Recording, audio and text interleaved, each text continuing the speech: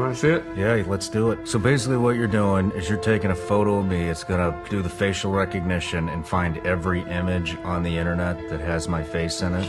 Yeah. Whether I'm tagged in it or not. Yes. Like it's strict, you could find my face in the middle of the Super Bowl stadium. As long as it's on the internet. So yeah, let me take a picture and send it to myself.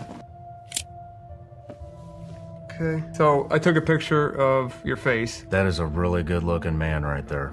Amazing. You can go through these and see if there's anything that's not. I don't know if there's going to be anything that you don't want on there or not, but if you click them, it will give you a link to where that picture is hosted at. But remember, I used a picture that was never on the internet to find those photos of you. So it measured your face. It measured 120 points on your face, associated a picture that's never touched the internet.